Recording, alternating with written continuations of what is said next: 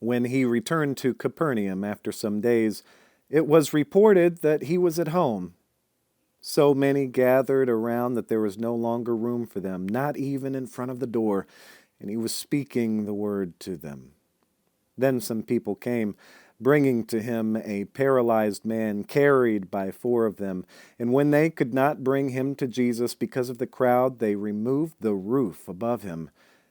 And after having dug through it, they let down the mat on which the paralytic lay.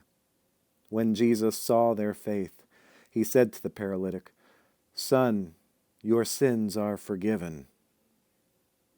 Now some of the scribes were sitting there, questioning in their hearts, "Why does this fellow speak in this way?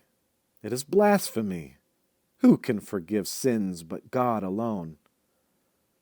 At once Jesus perceived in his spirit that they were discussing these questions among themselves, and he said to them, "Why do you raise such questions in your hearts? Which is easier, to say to the paralytic, 'Your sins are forgiven,' or to say, 'Stand up and take your mat and walk'?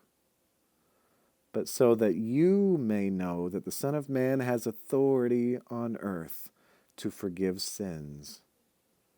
He said to the paralytic, "I say to you, stand up, take your mat, and go to your home." And he stood up, and immediately took the mat and went out before all of them, so that they were all amazed and glorified God, saying, "We have never seen anything like this." Jesus went out again beside the sea. The whole crowd gathered around him, and he taught them. As he was walking along, he saw Levi, son of Alphaeus, sitting at the tax booth, and he said to him, "Follow me."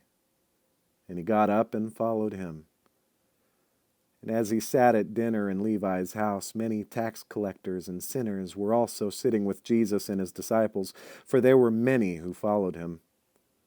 When the scribes of the Pharisees saw that he was eating with sinners and tax collectors, they said to his disciples, "Why does he eat with tax collectors and sinners?"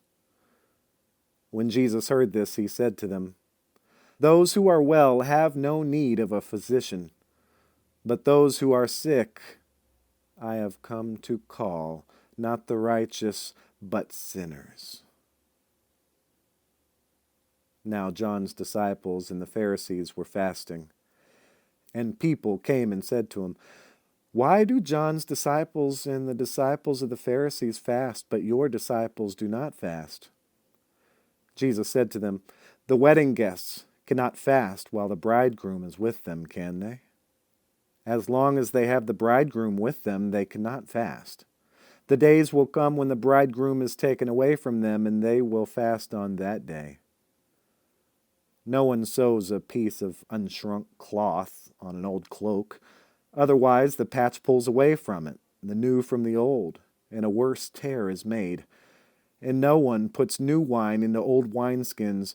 Otherwise the wine will burst the skins, and the wine is lost. And so are the skins. But one puts new wine into fresh wineskins." One Sabbath he was going through the grain fields, and as they made their way, his disciples began to pluck heads of grain.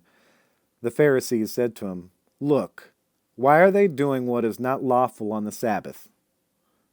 And he said to them, "Have you never read what David did when he and his companions were hungry and in need of food?